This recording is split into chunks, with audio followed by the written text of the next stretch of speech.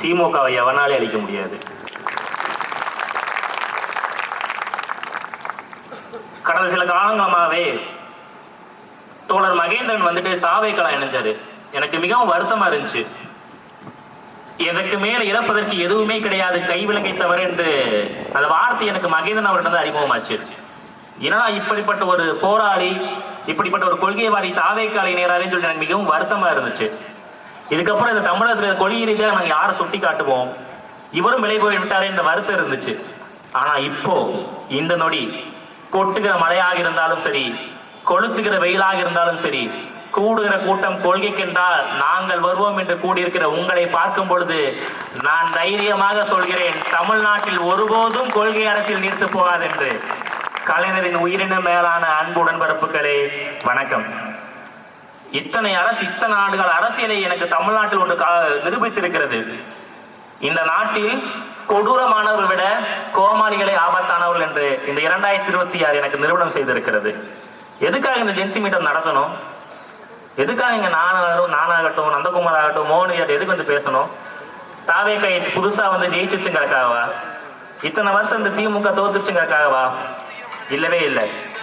எல்லாரும் சொன்னாங்க திமுக கூட்டம் வரத பெருசா பேசுறீங்க, தாவேக்காக்கு தான் கூட்டம் வருது, தாவேக்காக்கு தான் இளைஞர் பட்டாளம் வருது, திமுக இளைஞர் வரத பெருசா பேசுறீங்க. ஒண்ணு நல்லா தெரிஞ்சுக்கணும், கழுதை புலிகள் கூட்டத்திற்கும் சிங்க கூட்டங்களுக்கும் வித்தியாசம் இருக்கிறது. இது சிங்கப்படை. எத்தனை நூற்றாண்டு காலானாலும் சரி, இந்த மண்ணுக்கு ஒரு பிரச்சனை என்றால் திமுக காரன் முதலில் வந்து நிற்பான். எங்களுக்கு தாவேக்கா மேல கோபம் கிடையாது. ஒரு தனிநபரா எனக்கு முதல்வர் விஜய் மேலேயோ தாவேக்கா மேலேயோ கோபம் கிடையாது. ஏன் தெரியுமா நாங்கள் விஜய் மேல வெறுக்கிறோம்? ஏன் தெரியுமா கோபப்படுறோம்? நீங்கள் மறுக்காவிட்டாலும், நீங்கள் ஏற்றுக்கொள்ளாவிட்டாலும், நீங்கள் ஒப்புக்கொள்ள வேண்டிய மிக முக்கியமான உண்மை, விஜய் என்கின்ற ஒற்றை நபர் ஒரு இளைய தலைமுறையினை நாசம் செய்திருக்கிறார். அறிவற்றவளாகவும் மனிதாபிமானமற்றவளாகவும் உருவாக்கிறார் என்பதே உண்மை. நீங்க எதிர்த்து பாருங்க. ஒண்ணு இல்ல, ஒரு வருஷம் முன்னாடி இதுவரைக்கும் அதிமுக ஆட்சியிலும் பாலியல் சின்னங்கள் பிரச்சனை நடந்திருக்குது, திமுக ஆட்சியில் நடந்திருக்குது, பல ஆண்டுகளா அது நடந்திருக்குது. ஆனா ஒரு வருஷம் முன்னாடி ஏதோ ஒரு பொண்ணுக்கு பாலியல் பிரச்சனை நடந்துச்சுன்னா நம்ம ஒரு 2 சொட்டு கண்ணீர் விடுவோம், குறைந்தபட்சம் அதுக்காக வருத்தப்படுவோம். இது எல்லாருமே பண்ணுவோம். ரோட்ல போறப்ப அந்த செய்தியை காலையில கேட்டா ஐயோ பாவம் சொல்லிட்டு வருத்தப்படுவோம். இது எல்லாரிடமும் இருந்துச்சு. ஆனா இன்னைக்கு எந்த பிரச்சனை வந்தாலும் சரி, ஏன் திமுக ஆட்சியில் அது நடக்கலையான்னு கேட்கறாங்க, ஏன் அதிமுக ஆட்சியில் நடக்கலையான்னு கேட்கறாங்க. ஒரு தலைமுறையினை ஒரு பெண்ணுக்கு இப்படி நடந்திருக்குன்னு வருத்த கூட படாம அதை தன்னுடைய தவறை நியாயப்படுத்துகிற ஒரு தலைமுறையை உருவாக்கி வைத்திருக்கிறோமா என்கின்ற வருத்தமும் ஆதங்கமும் தான் எனக்கு தாவேக்காமல் இருக்க கோபம். எவ்வளவு பெரிய பிரச்சனை நடந்திருக்கு, அவர் பத்தி கவலை கிடையாது. அவர் பேச மாட்டார். ஏன் பேசணும்?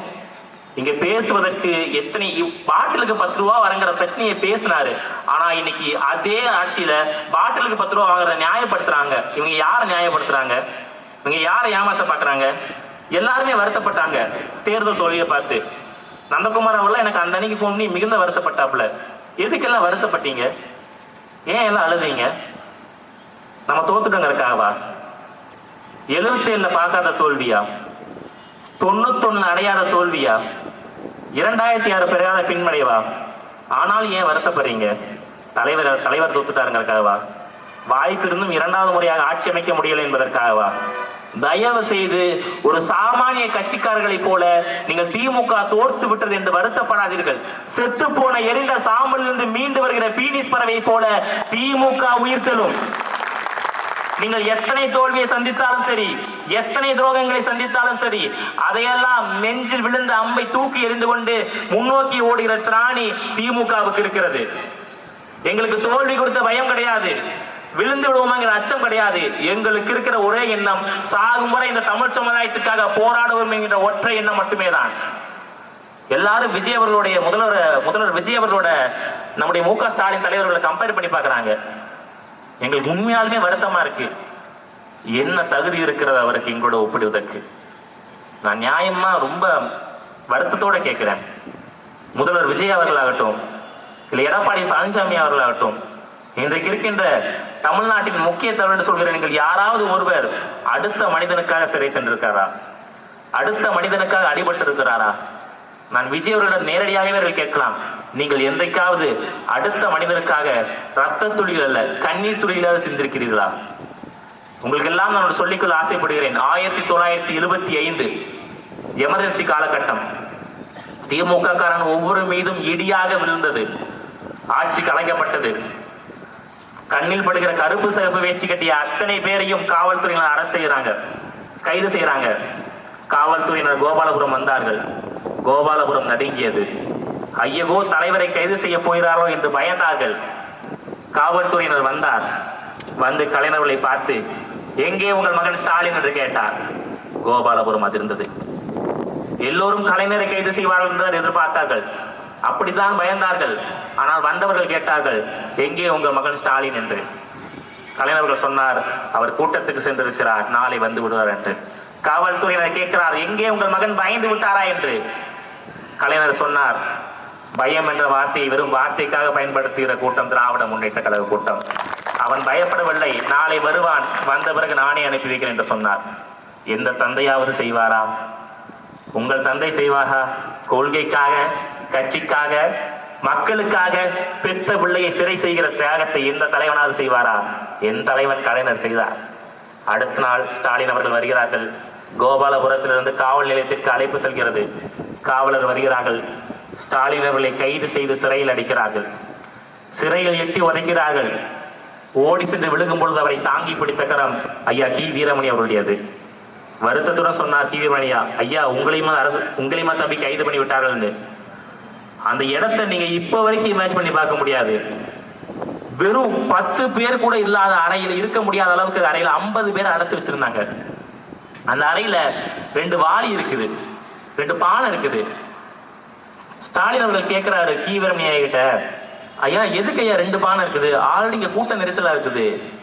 ஒரு பானையை எடுத்து வச்சுட்டு ஒரு பானை மட்டும் வச்சிருந்தா நமக்கு வசதியா இருக்கும்ல, கொஞ்சம் கூட்ட கம்மியா நெரிசல் கம்மியா இருக்குன்னு சொன்ன பொழுது கி வீரமணி சொன்னாரு, தம்பி அங்க 2 பானை இருக்கு. ஒரு பானை மலம் சிறுநீர் கழிக்கிறதுக்கு, இன்னொரு பானை குடிக்கிறதுக்குன்னு. எப்படி மகாபாரதத்தில் வனவாசமோ, எப்படி மகாபாரதத்தில் அஞ்ஞானவாசமோ, அதே போல ஸ்டாலின் அவர்கள் 1 ஆண்டுகள் சிறைவாசம் அடைந்தார். 1 ஆண்டுகள் முடிந்தது. கலைஞர் சிறைச்சாலைக்கு வருகிறார். கருப்பு கண்ணாடிக்குள்ளே கண்ணீர் குளமாக இருக்கிறது. எப்பொழுதுமே அரக்கை சட்டை அணிந்து வருகிற ஸ்டாலின் அவர்கள் அன்று முழுக்கை சட்டை அணிந்திருந்தார். அவர் முழுக்கை சட்டை அணிந்ததுடைய காரணம் நமக்கு தெரியாமல் இருக்கலாம், உடனிருந்தவர்களுக்கு தெரியாமல் இருக்கலாம். ஆனால் கலைஞருக்கு தெரியுமே, அப்பா அல்லவா.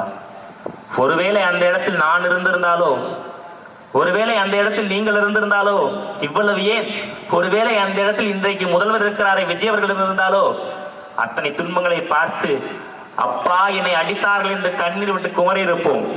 கலைஞர் கேட்கிறார், அடித்தாரா என்று. சந்தனமும் ஜவ்வாவும் தேய்த்து வளர்க்க வேண்டிய தன் மகனின் உடம்பில் சகதியும் ரத்தத்தையும் கலைஞர் பார்க்கிறார். கருப்பு கண்ணாடிக்குள்ளே கண்ணீர் குளமாக கொட்டுகிறது. அடித்தாரா என்று கேட்ட பொழுது மு.க. ஸ்டாலின் அவர்கள் சொன்னார், தலைவரே என்னை அடித்திருந்தால் பரவாயில்லை, தொண்டர்கள் அடித்தார்கள் தாங்க முடியவில்லை என்று. இப்படி ஒரு தலைவன் இந்த தலைமுறையில் இருக்கிறாரா? இன்றைய காலகட்டத்தில் இப்பொழுது தலைவரை எவராலும் சுட்டு காட்ட முடியுமா? எப்படி விஜய் அவர்களையும் ஸ்டாலின் அவர்களையும் ஒப்பிட்டு பார்க்க முடியும்? The most important unskippable leader in Tamil Nadu is M.K. Stalin. நீங்கள் ஒன்றை எழுதி வைத்துக் கொள்ளலாம். விஜய் அவர்களால் முதல்வர் கூட ஆக முடியும். ஆனால் அவர் கடைசி வரையும் ஒரு கட்சியின் தலைவராக மட்டுமே தான் இருக்க முடியுமே தவிர ஒரு தமிழ்நாட்டின் தலைவரால் அவரால் ஆகவே முடியாது. இதுதான் நிதர்சனம். எல்லாரும் இங்க சொல்றாங்க 200 ரூபாய் 200 ரூபாய்ட்டு. நாங்க 200 ரூபாய்க்காக பேசுறவங்க கிடையாது, 200 ஆண்டு வழியா பேசுறவங்க. நீ படிச்சில, நான் படிச்சேன், இங்க இருக்க இத்தனை பேர் படிச்சாங்க. ஆனா எங்க அப்பா படிச்சாரா? என் தாத்தா படிச்சாரா? உங்க தாத்தா படிச்சாங்களா? ஏன் படிக்கல? தோழர் சொன்னாப்புல இருமாற்றம்ங்கிறது 50 வருஷமா இல்ல 200 வருஷமா எங்களை அடிமைப்படுத்தினாங்க. 200 வருஷமா என்ன படிக்க கூடாதுன்னு சொன்னாங்க. 200 வருஷமா நான் படிச்சேன்னா என் கால ஈயத்த காட்சி ஊத்துவான்னு சொன்னாங்க. இது ஆண்ட பரம்பரை அத்தனை பேரையும் சொன்னாங்க. ஒரே ஒரு சாதி மட்டும் தான் படிக்கணும்னு. அதை மாத்துனது பெரியார். அதுக்கு காரணம் என்ன? அதுக்கு விதை போட்டு முடிச்சு வச்ச ஒரு கலைஞர். நாங்க பெருமையா சொல்லுவோம், இன்றைக்கு நீங்கள் சட்டை போடுவதற்கும் சட்டை மேல் துண்டு போடுவதற்கும் அண்ணா தான் காரணம், திமுக தான் காரணம்.